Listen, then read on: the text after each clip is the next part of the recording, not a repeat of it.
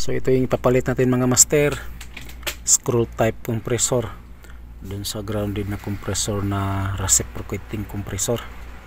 So i-prepare natin ngayon, iakyat natin to dun sa rooftop para bukas maaga tayong papasok para mabilis tayo or tuloy-tuloy yung trabaho natin, hindi na tayo maghahakot ng mga gamit para mabilis tayong matapos bukas.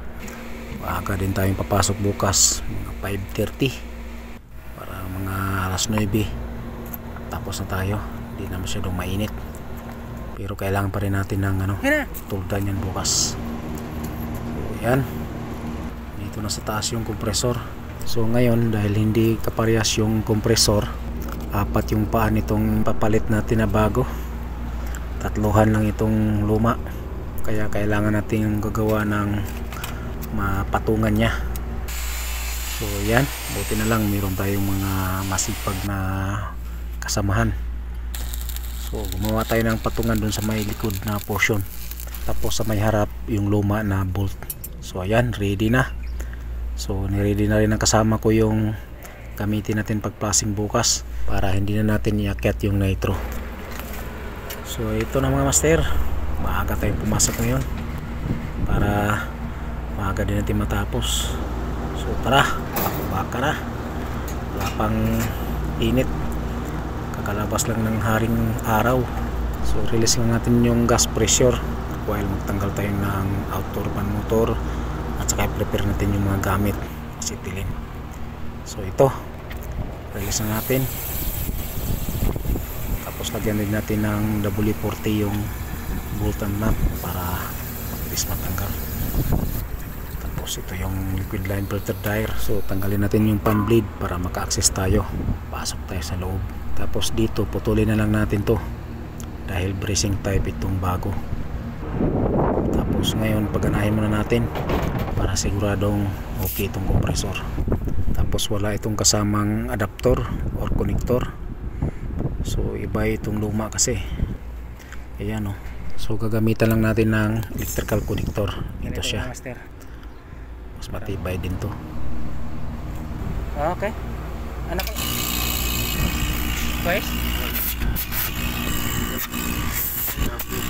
plus kumuntahan common running starting. So okay yung compressor.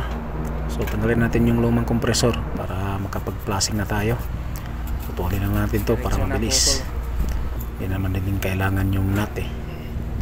So dito tayo puputol para mabilis lang dahil kinalawang din yung nut na yan, hirapan tayong magtanggal niyan. So ayan, ready na, tanggalin na natin para makapag-plasing na tayo dahil mainit na, masakit na sa balat yung init ng araw. So ayan, ilabas na natin para makapag-plasing na tayo. So pasok tayo sa loob para matanggal natin yung lumang liquid line filter dryer. So masikip yung unit na to, maliit kasi to eh, 10TR lang. I-flare na lang natin mga master dahil yung pinabili ko na liquid line filter dryer flare type yon. Tapos may ginawa din tayong adapter at saka yun para hindi na tayo maghinang.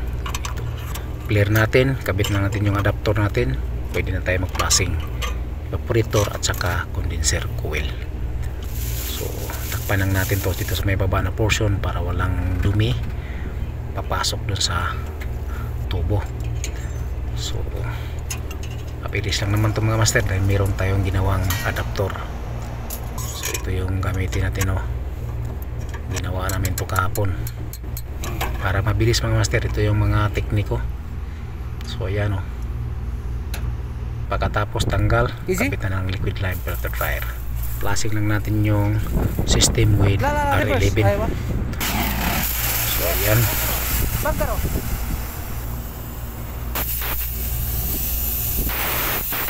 para siguradong malinis mga master. Tapos evaporator na naman. So ayan hirap na talaga ngayon na uso yung vlog, isang kamay na lang yung nagtatrabaho. So yan, okay na. So ready na natin tong acetylen natin para dire-diretso na tayo. pagkabit ng bagong kompresor at saka itong tulda natin para hindi direct yung araw sa katawan natin. So ready na natin yung bagong kompresor. Kabitan natin itong rubber sa may paa niya at saka itong ginawa nating patungan para pag montar natin diretso na. Mabilis na to master dahil dalawa lang yung hihinangin natin, discharge at saka suction. At saka yung liquid line filter dryer, flare type yun. So mabilis lang. So yan, ang problema na to mga master, ang layo ng piping, tapos hindi nabili yung pinabili nating mga fittings, kaya kailangan ilihis natin ng konti yung kompresor. Ayan o, yan po yung resulta. So doon sa likod okay na yun doon. So dito gagawa tayo ng panibago din na patungan niya. So hinangin lang natin to at saka itong discharge para makapagligtis na tayo. So bilis lang to mga master dahil copper to copper lang, dalawang joint lang yung hinangin natin. Saglit lang to mga master. Kahit bukas na tayo gagawa ng patungan dito sa may harapan, importante ma-start up to natin ngayon or matapos natin. Tapos kahit pagganahin lang natin ng mga 1 oras, tsaka natin switch off para hindi magkaroon ng leak. So yan mga master, ang bilis.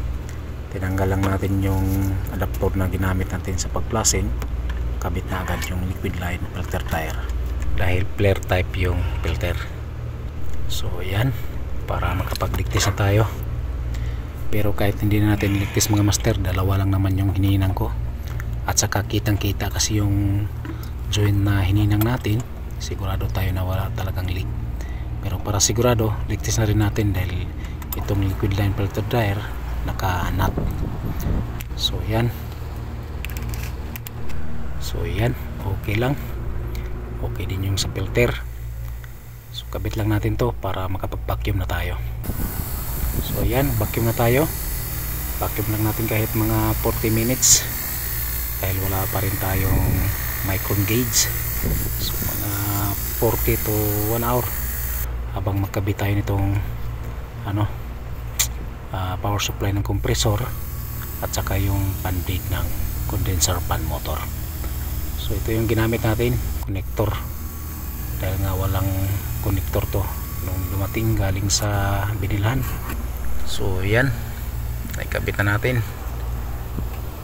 So maya maya pwede na tayo magkarga ng refrigerant 22.